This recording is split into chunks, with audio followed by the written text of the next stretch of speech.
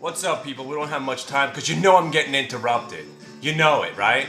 I don't even know what direction to go in right now. All I can say is the Yankees stink. Alright? Now, one good thing about being a pessimist is that I don't expect anything. I never expect anything. I always think everything's going to go wrong for me. It's an awful way to live, but in certain instances, it's actually great. Because if you don't expect anything to go well, then when something goes well, it's extra special. You're feeling awesome. Wow, I really didn't expect that. That's terrific. Wow. It's awesome. Wow. But but then when something doesn't go right, you know that you don't feel too bad because you figured, whatever. I figured that was going to happen. So the market's gapping up. We've got 13 minutes to go for the jobs report. They've been hyping this thing for 2 weeks now. The market's being held back because of the jobs report coming out. Market's being held back. I got stocks that went up 40 points in the last 2 weeks. What are these China stocks? These aren't real stocks.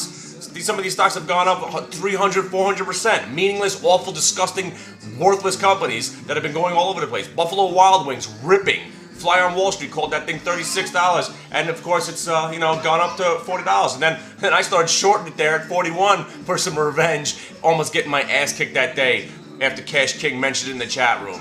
So I mean, there's always something going on. Who cares about the indexes? But if you're trading the Qs like the moron that I am, I'm almost done. I traded him one last time. I'm out of him now. No more. And RIM, what do you think? RIM was actually going to go down? It was, down a couple points in the aftermarket? If it wasn't down 30 points in the aftermarket, you knew it wasn't going down. So that's gapped up. Everything's gapped up. Of course it is. Anticipation of whatever the hell they're going to say. Who cares? You got a job, I got a job, nobody's got a job. Who cares who has a job? Market's going up. Doesn't matter. Don't you people realize yet? We got through the part that was the hard part. And some people are actually saying that we're in the middle of a recession right now. Doesn't matter. It doesn't matter. As long as you are trading stocks and you are liquid at the end of the day, who cares? Because that's where I'm at right now. I'm almost 90% cash right now. I'm almost out of the ACGM and piecing out of that. I'm going to be getting out of the Penson. I should have sold the rest of that. God, thing was almost at 20 bucks right there. I sold a little bit at 19.50, but I don't know what to tell you anymore. All I know is I'm betting against the Yankees again today. I'm going to keep betting on them until they make it to the World Series, or I'm going to win 10 grand at least. It'll ease my pain. This is a bad time for me not to be smoking. But I don't even know. I had a million directions I wanted to go into. A million directions. Let's go say what's up. I really appreciate everybody who's watching the show. All my guys in the chat room. And if you're a bear and you go into the chat room, watch out for Buffett Disciple because he'll rip your head off. Cash King in there. Guy's a genius. He's putting Carl to shame. But Carl, I know you're out there and you're watching the show. Here's what I don't understand, Carl. Carl, latest pick, secretly, and I should have mentioned to everybody, was Taser. The guy's on fire. He's the one who told me about Taser at $8. He's the one that I got a triple out of this position. I bought some $10 calls at 40 cents, or was it? And I sold them at like $1.20. Ridiculous. And of course, now they're worth, $10. But that's the story of Suck My Nasdaq right there.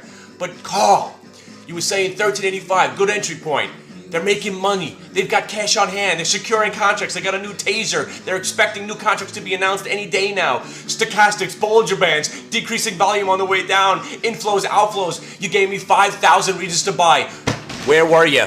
Where were you, Carl? Carl, where were you? Where were you, Carl? Did you trade it once? Could you even buy 100 shares and throw it in the account? What are you buying, Heelys? What are you trading, McDonald's? McDonald's? Who the hell trades McDonald's? McDonald's was a good trade about 6 years ago. What are you doing? I don't mean to come down so hard on Carl all the time, but if you want to work for me, this is what you have to go through. Because now I have someone to take all my animosity out and rage out on somebody instead of myself. You're helping me, Carl. I appreciate that. But seriously, the next time you make a call like the BX, the next time you make a call like the Hog, the next time you make a call like the Taser, buy the thing.